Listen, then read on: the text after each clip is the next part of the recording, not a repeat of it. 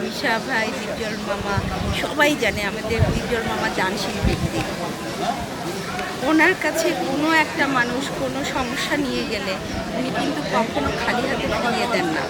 উনি প্রচুর ছবি করেন। আমাদের ইন্ডাস্ট্রির আর্টিস্টদের জন্য অনেক ছবি করা দরকার, কারণ শিল্পীরা কাজের মাধ্যমে বেঁচে থাকতে চায়।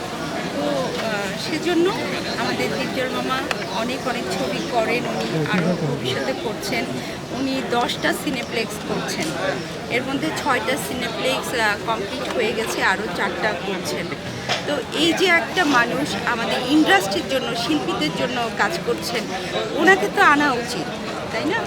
তো সেই জন্য সবাইকে বলবো, আপনারা সবাই মিশা দীপজল চ্যানেলের জন্য অনেক দোয়া করবেন।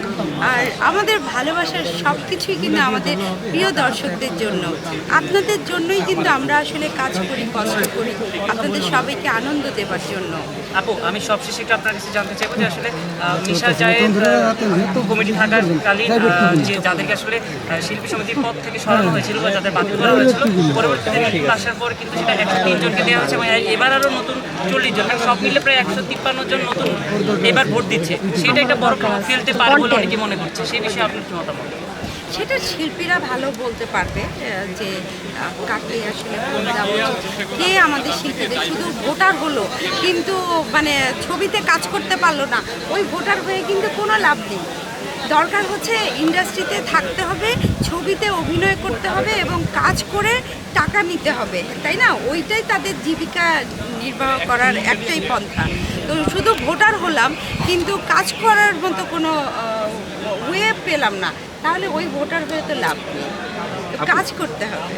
কোশ্চেন ছিল, সেটা হচ্ছে আপনি গেলবার একটি প্যানেলে ছিলেন এবং আপনি কথা বলেছিলেন যে ঠিক মতো মূল্যায়ন হচ্ছিল না। সেক্ষেত্রে এই প্যানেলে আসলেন, নির্বাচন করলেন, যদি জয়ী হন মূল্যায়নের দিকটা কতটুকু আশাবাদ? এই প্যানেলের সবাইকে আসলে অনেক মূল্যায়ন করে। প্রতিটা মানুষ, আপনারা দেখেছেন যে আমাদের এই প্যানেলে কারা কারা আছেন, প্রত্যেকে কিন্তু এক একজন লিজেন্ড। তো ওনারা এক একজন এক একটা ইন্ডাস্ট্রি কিন্তু, তাই না? তো প্রত্যেকে আমরা সবাই মিলেমিশে আসলে কাজ করব।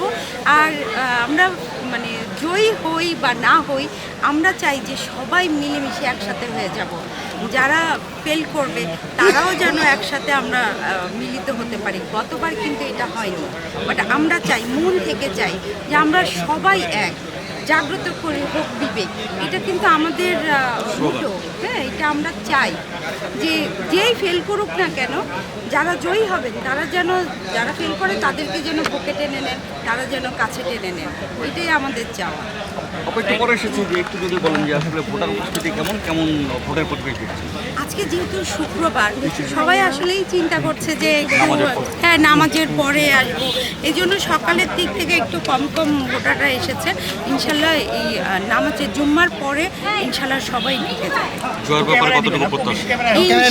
ইনশাল্লাহ 100% আশাবাদী। জি, সব মিলে পরিস্থিতি কেমন দেখছেন?